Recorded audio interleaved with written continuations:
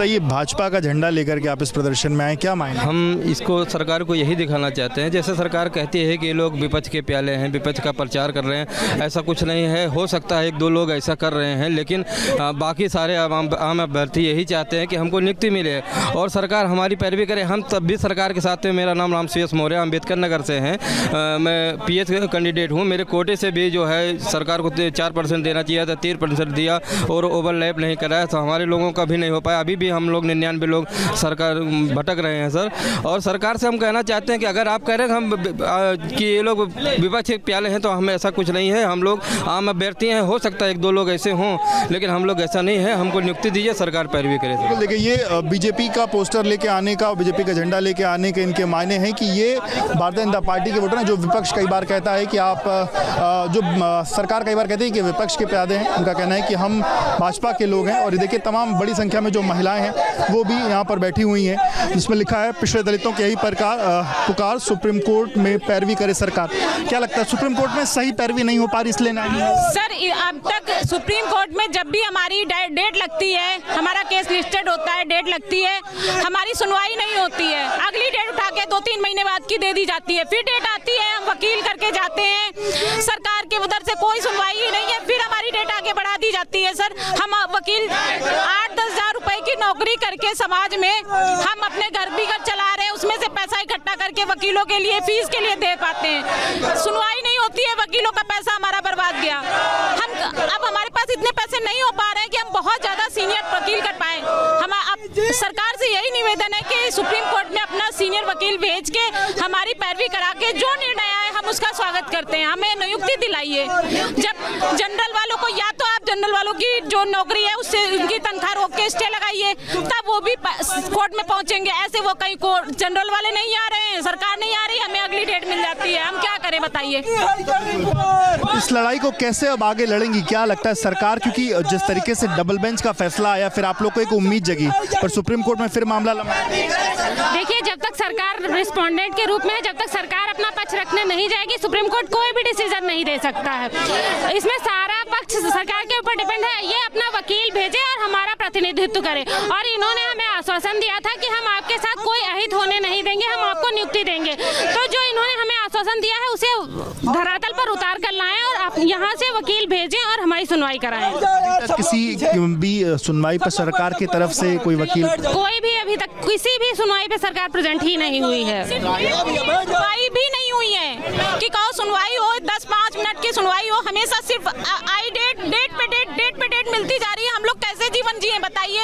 या तो लड़कियों को कह दो बेटी पढ़ाओ बेटी बचाओ को बंद करें, सीधे कह दे कि बेटी पैदा करो, बेटी को काट के फेंक दो। हम ना बीजेपी से हैं, ना हम सपा से हैं, ना हम कांग्रेस से हैं। हम किसी पार्टी को, किसी राजनीतिक पार्टी से हमें कोई मतलब नहीं है। हम सिर्फ विद्यार्थी हैं, हमने मेहनत की है। अब बताइए, हम 5-6 सालों से हम सिर्फ जो है कोर्ट और सड़क पे धक्का खा रहे हैं। बताइए कितना, आज एक आम केस होता है सरकार की तरफ से, कोई भी तुरंत सुनवाई हो जाती है तो उस पे काम होता है। हम लोग के क्या कसूर है जो हम लोग की सुनवाई नहीं हो रही है?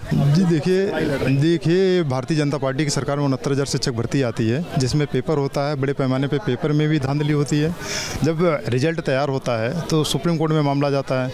जब सुप्रीम कोर्ट में जाता है तो इन्हीं की भारतीय जनता पार्टी के द्वारा राष्ट्रीय पिछड़ा वर्ग आयोग जो पिछड़े दलितों की बात करता है, जब पिछड़े दलितों की बात करता है जो आयोग, उसमें जब जो है हम लोगों ने कंप्लेन किया कि वहाँ पे भी जो है थोड़ा सा भर्ती में हमें अनियमितता देखने को मिल रही है, तो उस आयोग ने रिपोर्ट मतलब जो है दिया और जिसमें बताया कि बड़े पैमाने पर जो है वो 27% की जगह केवल 3.86% दिया गया। तब हम लोगों ने यहाँ पे लगातार जो है लखनऊ में इको गार्डन में धरना दिए, 240 दिन उधर दिए लगातार। इस समय जो है जब देख रहे हैं, जब हमको जब न्याय मिला वहाँ से, इसके बाद जो है सुप्रीम कोर्ट में मामला, जी लखनऊ बेंच की हाई कोर्ट ने जो है, सिंगल बेंच ने, डबल बेंच ने माना कि बड़े लेवल पे इस भर्ती में घोटाला हुआ। तो इस मामले को जो है सरकार ने न्याय न करते हुए, सरकार ने हालांकि ये संज्ञान लिया कि इस भर्ती में घोटाला हुआ है, लेकिन योगी आदित्यनाथ नाथ जी ने हालांकि आश्वासन दिया हमको, लेकिन हमारे साथ जो है न्याय नहीं हो पाया। तो पिछड़े दलित समाज के लोग हम जो है भटक रहे हैं आज भी न्याय के लिए। लेकिन हाँ, मुख्यमंत्री जी से हम उम्मीद करते हैं कि जल्दी से जल्दी इस प्रोसेस में सुप्रीम कोर्ट में जो है अधिवक्ता, सरकारी अधिवक्ता भेज के हम लोगों को न्याय दे दें, जिससे हम लोग अपने जो है विद्यालय में नौकरी करें। मेरी 31 हो गई है। अगर जब हम डिपार्टमेंट में अगर बेसिक में आ गए होते हैं, हम 26 साल की एज में आए होते और 5-6 साल जो इस समय सेवा दे चुके होते हैं हम अपना। और कहीं भी आपने इसके अलावा सरकारी विभाग में अप्लाई किया, नौकरी की या शिक्षा? इसी में लगातार हम लोग जो है पैरवी के जो है प्रयास कर रहे हैं कि हाँ सुनवाई हो जाए और मामले के हमारा समाधान हो जाए। इसके लिए हम लोग जो है लगातार कोशिश कर रहे हैं। लेकिन ये भारतीय जनता पार्टी की सरकार पिछड़ा दलित विरोधी सरकार है। एक तरफ तो कहती है कि जो है हम पिछड़े दलितों का विकास करना चाहते हैं, लेकिन भारतीय जनता पार्टी यह दिखावे की राजनीति करती है। पिछड़े दलितों का सिर्फ वोट चाहती है, लेकिन पिछड़े दलितों का विकास नहीं चाहती है। इसलिए हम मुख्यमंत्री जी से कहना चाहते हैं कि पिछड़े दलित को जो संवैधानिक प्रदत्त अधिकार 27% और 21% जो दलितों को दिए गए हैं, उसमें 3.86% सिर्फ ओबीसी को दिया गया और एससी का 16% आरक्षण दिया गया। तो मैं प्रदेश के मुख्यमंत्री से मांग करता हूं कि जल्दी से जल्दी जो है सुप्रीम कोर्ट में सुनवाई करा के इस समस्या का समाधान करें। मैं मेठी से हूँ। सरकार ने हमें 27% के बजाय 3.86% रिजर्वेशन दिया है और हम लोग मांग कर रहे हैं कि सरकार इस रिजर्वेशन को पूरा करे। सरकार न्यायालय में जाती नहीं है और हम लोगों को न्याय नहीं मिल पा रहा है। हमारी उम्र इसमें 35 वर्ष हो गई है और हम लोग लगभग 5 साल से लड़ाई लड़ रहे हैं। इसके पहले भी एग्जाम्स दिए, कभी कुछ यही पहला एग्जाम था जिसमें ये क्लियर हुआ और क्या? नहीं, इसके पहले भी एग्ज़ाम दिए हैं, लेकिन मामला कोर्ट में फंस जाता है और ये भी मामला हमारा कोर्ट में फंस गया। इसके पहले वीडियो में हमारा सिलेक्शन हुआ था, लेकिन वीडियो में पेपर लीक होने की वजह से हम बाहर हो गए। दोबारा फिर से पेपर हुआ और उसका रिजल्ट का आज तक पता नहीं है। इसमें उम्मीद थी कि इसमें सर पूरी उम्मीद थी कि हम लोगों का सिलेक्शन हो जाएगा। ये भर्ती शुरू से ही पेच में फंसी हुई है। इसमें न जाने कितने पेपर लीक हुए, कितना घोटाला हुआ और ये रिजर्वेशन घोटाला सबसे बड़ा घोटाला हुआ। इसमें हम लोग डबल बेंच से जीते भी, लेकिन सरकार ने हम लोगों की सुनवाई नहीं की। सरकार ने लेट लतीफ़ी करके हमारे मामले को सुप्रीम कोर्ट में ले जाके अटका दिया और हम लोग जब निवेदन करते हैं कि सर आप वहाँ से निस्तारण कीजिए, हमें नियुक्ति दीजिए, तो ये कोई भी आश्वासन नहीं देते, न कोई कार्यवाही करते हैं। कैसे न्याय मिलेगा, क्या उम्मीद? सर हम योगी जी से निवेदन करते हैं कि हम लोग भी इन्हीं की बच्चे हैं और ये हम सभी बच्चों की तरह हमारे साथ भी न्याय करें। हमारा नाम सौरभ यादव है, हम जौनपुर से आए हैं। हम आज सुप्रीम कोर्ट में हम लोगों की 22 डेट लग चुकी है, सरकार एक भी दिन वहाँ पर नहीं गई है। हम लोग बस सरकार से यही एक मांग करने आए हैं कि वहाँ पर अपने यहाँ से अर्जेंसी डाल करके हम लोग की सुनवाई करवाएं। हमारा उम्र इस समय 27 साल है।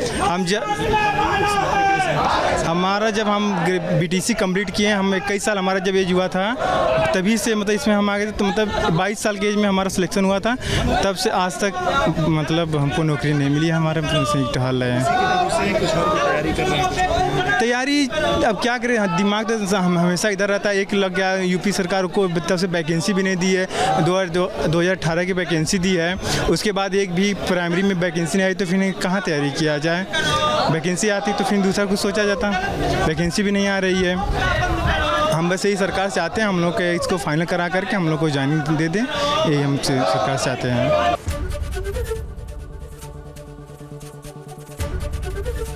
एबीपी गंगा, खबर आपकी, जुबान आपकी।